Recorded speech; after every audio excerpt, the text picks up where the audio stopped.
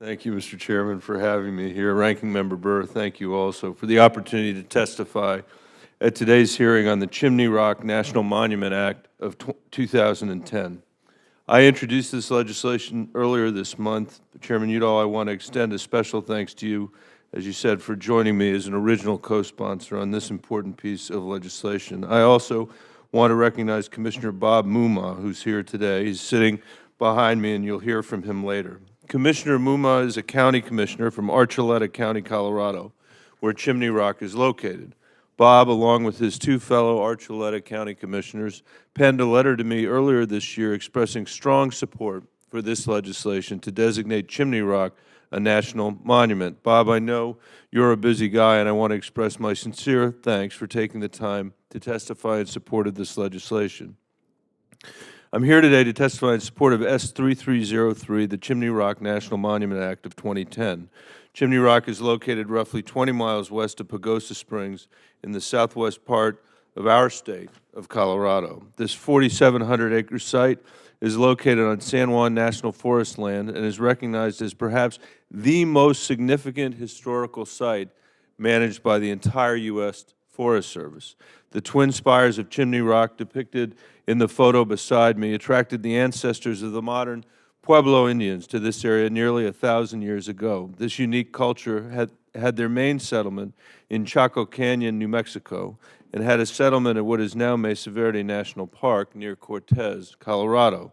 The Chaco people established a remote outpost at the base of Chimney Rock called the Great House Pueblo. The Great House is situated just south of the Twin Spires and also is shown beside me. The house was built from 6 million stones, 5,000 logs, and 25,000 tons of earth and clay. All of these materials were arduously hauled 1,000 feet up from the valley floor. We think they established this outpost to observe a rare lunar event, a so-called major lunar landstill, which occurs once every 18.6 years when the moon appears to rise in the exact same spot 3 nights in a row. The Chaco people built the Great House Pueblo to observe this spectacular celestial event.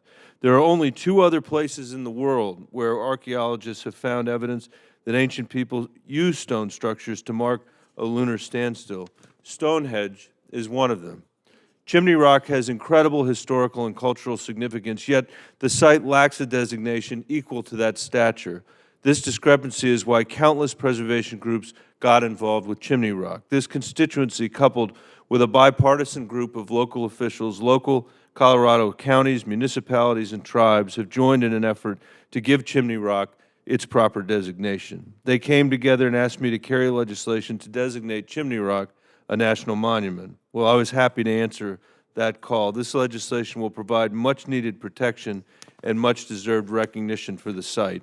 Passage of this bill will also provide increased tourism and economic development in southwest Colorado, something I know Commissioner Mumma plans to talk more about.